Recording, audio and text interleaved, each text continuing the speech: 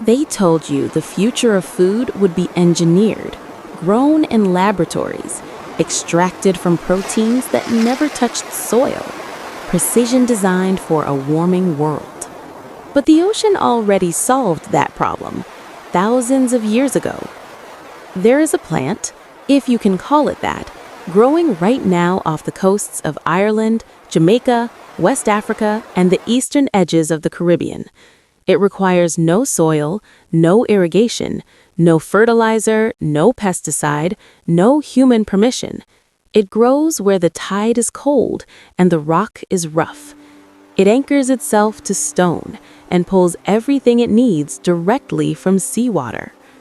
It has fed sailors, slaves, the starving, and the sick.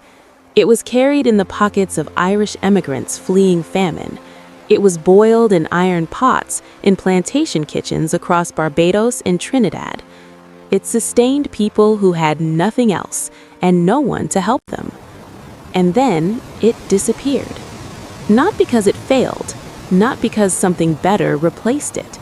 It disappeared because it could not be owned, because it grew wild and free and refused to be patented, because the systems that replaced it needed control, and this thing, this ancient, stubborn, oceanic thing, had no interest in being controlled. Its name is sea moss, and almost no one in the modern world knows what it actually is.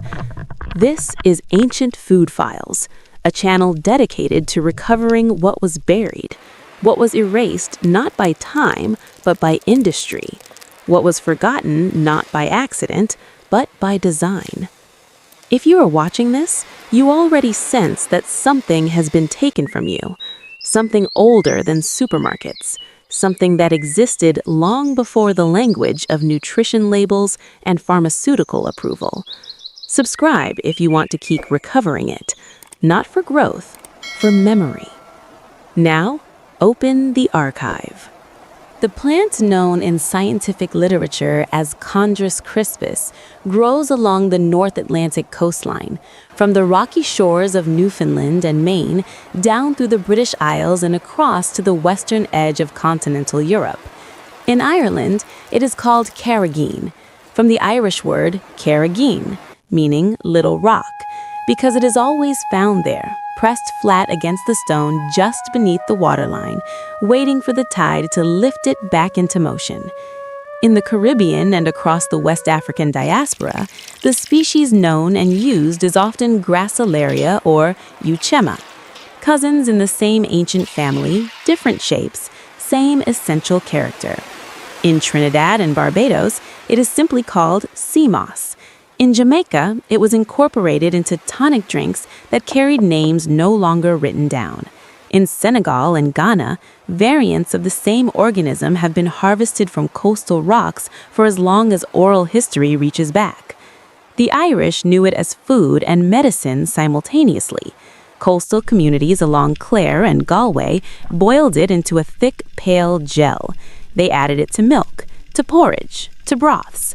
The gel that sea moss releases when softened is called carrageenan, a word derived from the same root as the plant's Irish name. The gel sets into a soft, trembling consistency, somewhere between broth and pudding.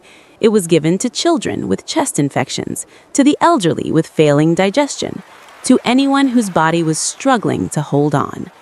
The oral tradition around sea moss was never romantic. It was practical. These were not people with surplus. They knew the coast, they knew the rock. They knew that when everything else had been taken, by storm, by landlord, by drought, the moss would still be there, anchored and patient, offering itself. Sea moss is a red algae, not a plant in the strict botanical sense, but something older than plants. It belongs to a lineage that predates the colonization of land, before forests, before roots, before soil existed as a concept. It photosynthesizes, it absorbs minerals directly from seawater through its surface, and the sea is not poor in minerals. Seawater contains iodine, potassium, calcium, magnesium, selenium, zinc, iron, and over 60 other trace elements. Sea moss draws all of them in.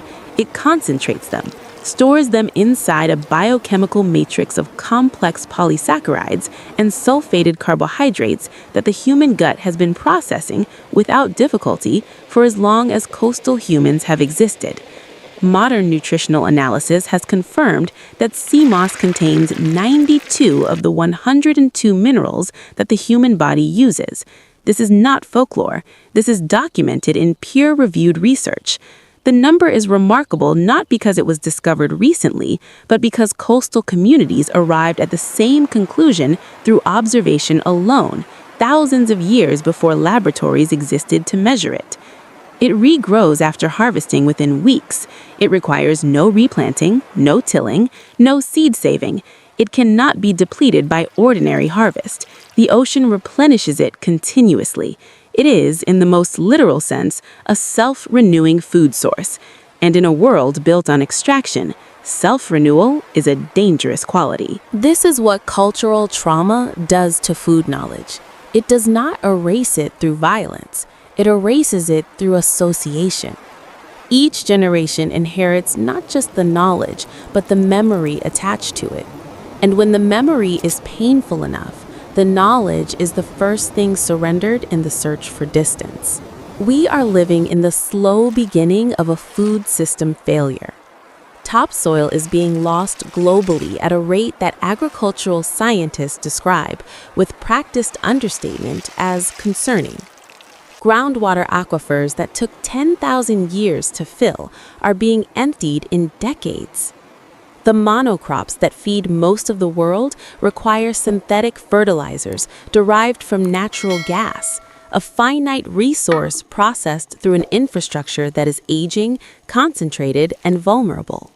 Coastal ocean surface temperatures are rising, which alters the distribution of marine algae, but sea moss is adaptable. It has survived temperature fluctuations, ice ages, and ocean chemistry shifts that wiped out far more complex organisms. Its resilience is not hope, it is history. A food that requires no soil, no fresh water, no petroleum-based fertilizer, no seed vault, no growing season, and no agricultural infrastructure is not a curiosity.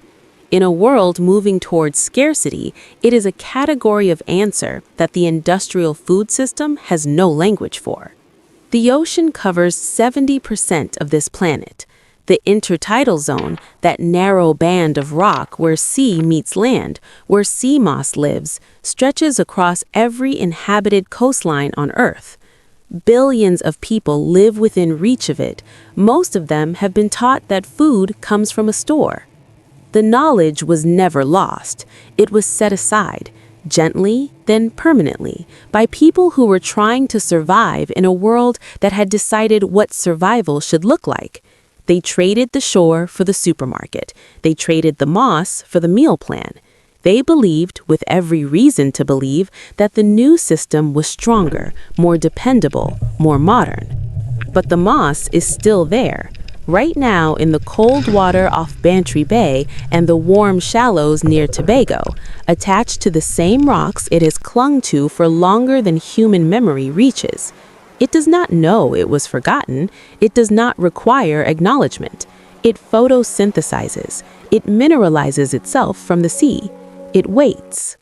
Nature does not need our permission to persist. It only needs us to stop pretending it disappeared. The tide goes out, the moss is still there. The tide comes back, the moss is still there. This is what patience looks like. This is what a food system built for collapse looks like from the outside, from the water. If this archive matters to you, if you believe that what was buried deserves to be recovered, subscribe to Ancient Food Files, not as an act of enthusiasm, as an act of preservation. There is more here. There is always more.